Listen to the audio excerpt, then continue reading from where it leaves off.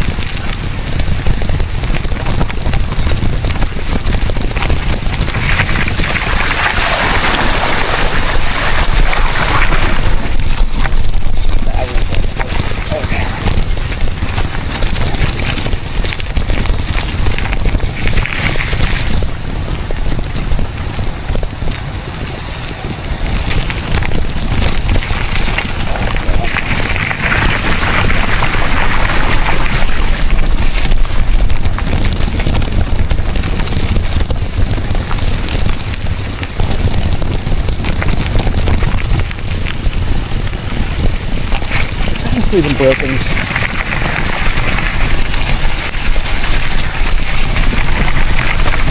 Yeah.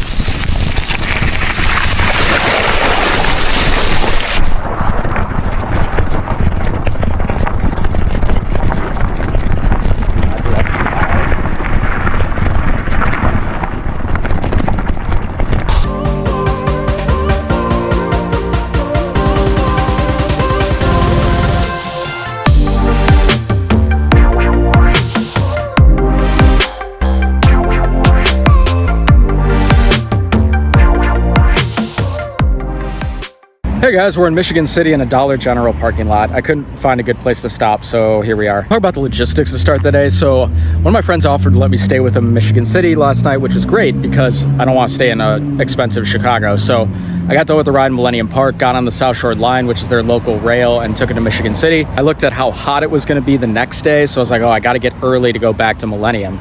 But the good thing is I was like, oh, I can leave my stuff with my friends. I don't have to ride with all the gear back. So I got up early to go to Millennium Park. I got up 5:30 to get to the 6:30 train to get back to Millennium Park to get the ride over with as much as possible before the 95-degree heat really kicked in. The entire rail was shut down for an hour and I just sat at the train station for a while. So we didn't get to Millennium Park till well after 9. Rode through the heat. The trail on the lake was really nice through Chicago. And then we got to south side of Chicago, which actually wasn't as bad as I thought it was going to be. We were kind of by the lake on the south side, and they actually had better infrastructure than I thought than the northern part of Chicago or western part. Hit Indiana, took another trail, went through the steel plant, got stuck behind a train for quite a while. Gary was rough. Did you guys like Gary? That was interesting. So there's not many ways out of Gary on purpose. Some of the cities have closed roads into Gary around it, so it's hard to get in and out. I've done that on purpose to keep the people of Gary in Gary. So I had to pretty much get on the highway. It was a state route, but it felt like a highway to get out of Gary. Went to Indiana Dunes National Park. It was a really hot day.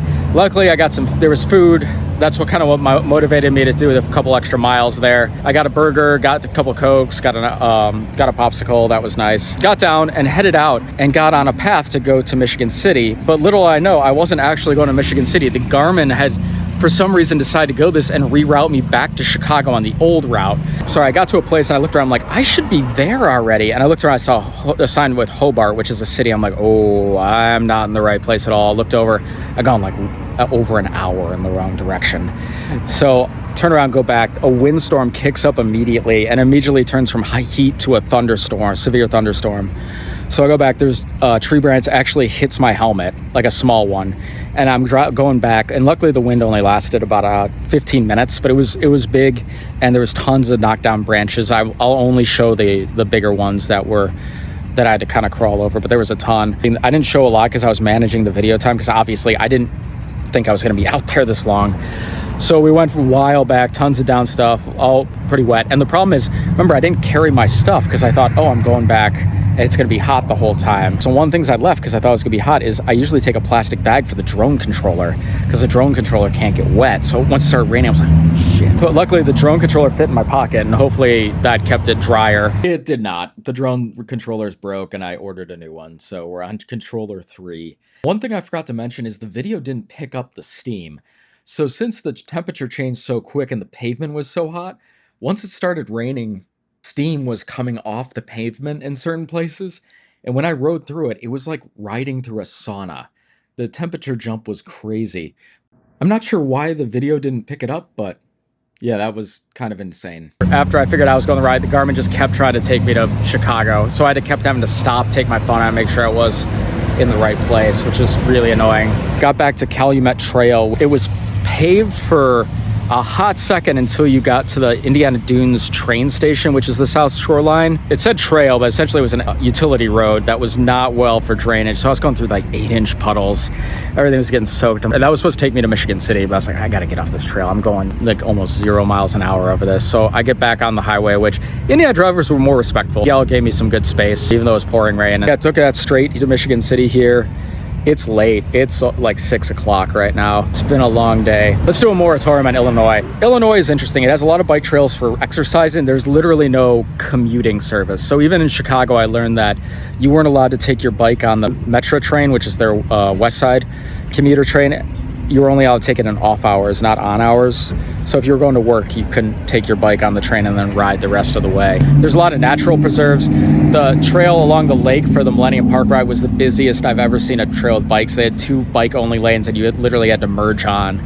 Once you get off those trails, there's not like a link to them, and you're in areas, if you're on the road, there's no real place to ride your bike or commute to. So people in Illinois, there's a lot of places to bike, but people only really do it for exercise. And that was a pain in the butt for me. Each state has had its own tribulations. California was the big snowstorm. Nevada was navigating it. Utah was just long stretches of nothingness. Colorado was the Rockies. Kansas was the high winds. Missouri was the humidity. Illinois was just not getting hit by a car. This was one of the more densely populated states that I went through. So even in the farm towns, there was more traffic and there was just no shoulder half the time. I was most worried about getting injured. They had some bike trail next to Route 66. They should do an entire Route 66 bike trail. They lean so much into it for tourism. It's kind of wild. They have it for like a few miles and then they just send you out into the middle of the road, nowhere for you in a car to fit. But yeah, there was some cool stuff in Illinois. I really like some of the historical stuff. I don't know if I'd go here to bike again. Or bike something very specific, I guess. We're in Indiana. What a welcome. We're going to South Bend. It should be, if I go the right way, it should be an easier day, under 40 miles. I'm probably gonna leave late because it's a long day. I try to get some rest. But the weather should behave better. Should. See you guys tomorrow. Please like, comment, and subscribe, and check out my socials and the charity links in the comments below. Thanks for watching.